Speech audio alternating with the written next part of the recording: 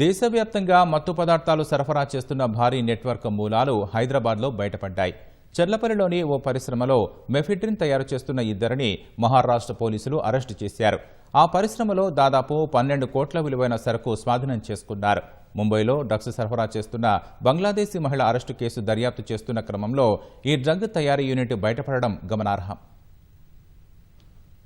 మహారాష్ట్రలోని మిరా భయాందార్ వసాయి విరార్ కమిషనరేట్ పోలీసులు ఆగస్టు 8న ఓ మహిళ వద్ద 105 గ్రాముల మెఫిడ్రిన్ స్వాధీనం చేసుకున్నారు. నిందితురాలు బంగ్లాదేశ్కు చెందిన ఫాతిమా మురాద్ షేక్ అలియాస్ మొల్లాగా గుర్తించారు. నిందితురాలిచ్చిన సమాచారంతో మరో 10 మందిని అరెస్టు చేశారు. హైదరాబాద్ చెల్లపల్లిలోని ఓ పరిశ్రమ నుంచి మత్తు పదార్థాలు వస్తున్నట్లు నిందితుల విచారణలో వెల్లడైంది. ఈ క్రమంలో మహారాష్ట్రకు చెందిన పోలీసుల బృందం హైదరాబాద్ కి వచ్చింది. చెర్లపల్లి ఫేజ్ 5లోని నవోదయ కాలనీలో వాగ్దేవి ల్యాబొరేటరీస్ పై ఆకస్మికంగా దాడి చేసింది. అక్కడ మెఫిడ్రిన్ డ్రగ్స్ తయారీలో వినియోగించే మిథైల్ ఎనేడియాక్సీ మెథాంఫెటమైన్ ముడి పదార్థాలు స్వాధీనం చేసుకున్నారు. అక్కడ తయారైన మాదక ద్రవ్యాలను ఎక్స్టాసీ, మోలీ, ఎక్స్టీసీ పేర్లతో దేశంలోని వివిధ ప్రాంతాలకు సరఫరా చేస్తున్నట్లు గుర్తించారు. పరిశ్రమ నుంచి 5.79 కిలోల మెఫిడ్రిన్, 35,000 లీటర్ల రసాయనాలు, 950 కిలోల ముడి పదార్థం, 27 ఫోన్లు, 3 కార్లు, ఓ బైక్, డ్రగ్స్ తయారీ పరికరాలు స్వాధీనం చేసుకున్నారు. పరిశ్రమ యజమాని ఓలేటి శ్రీనివాస్ విజయ్, అతని సహాయకుడు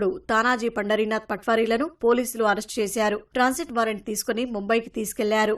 ये जब सारे फैक्ट्री की जब हमने तलाशी ली तो उसमें बहुत ही मोटे प्रमाण पर अंदाजन 32,000 लीटर का केमिकल प्रिकर्सर्स, अंदाजन 1,000 किलो के अलग अलग केमिकल पाउडर्स, तैयार माल, कच्चा माल, इस तरह का बहुत ही व्यापक प्रमाण पे जो है सीजर किया गया। ये सब साहित्य से निर्माण होने वाली ड्रग्स की अंदाजन अंतर्राष्ट्रीय कीमत 12,000 करोड़ के आसपास अंदाजन आंकी जा रही है. హైదరాబాద్ రామ్నగర్ గుండుకు చెందిన ఓలేటి శ్రీనివాస్ విజయ్ ఓ ప్రముఖ ఫార్మా కంపెనీలో పనిచేశాడు. చెర్లపల్లి నవోదయ కాలనీలో జలంధర్ రెడ్డికి చెందిన భవనాన్ని 4 ఏళ్ల క్రితం లీజుకు తీసుకున్నాడు.